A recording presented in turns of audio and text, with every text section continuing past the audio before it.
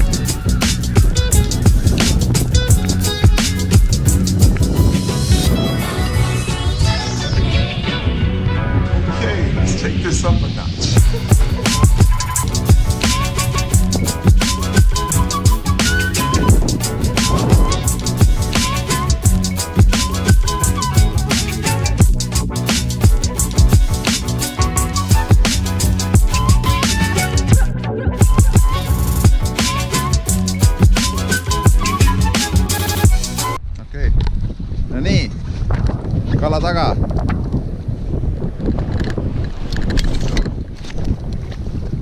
Hoian kahva all. Rahulikult.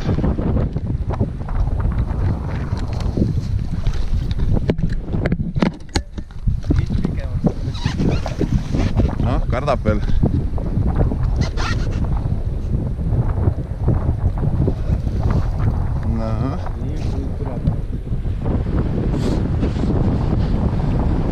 No näita ennast.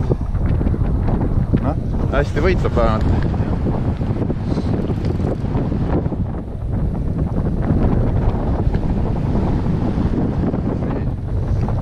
Natuke pisike, jah. Nii. Kalakahvas. Sipaadi keskel.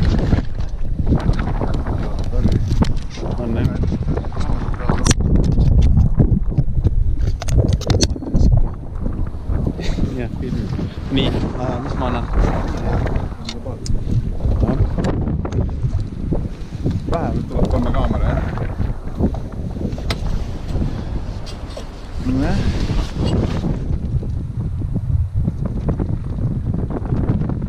Ja hopsti.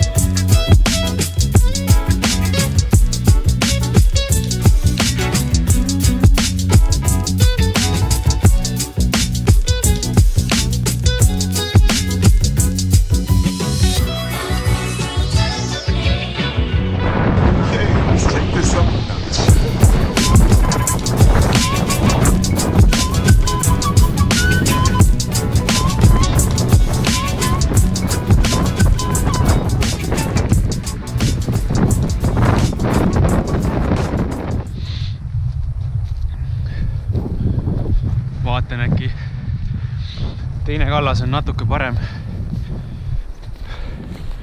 Sügavust võiks natuke rohkem olla ja suuri kive, mille taha siis meriforellid ennast peidavad, varjulisi kohti. Neid peab otsima.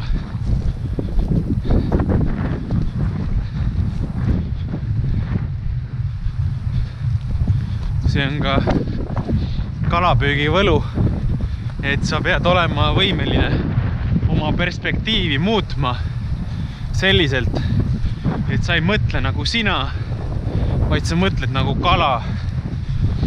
Mida paremini sa oskad mõelda nagu kala, seda edukam sa oled. Ilmselgelt täna ma ei ole suutnud seda kuigi hästi teha. Aga päev ei ole veel lõppenud. Nii et äkki me suudame siit midagi välja meelitada.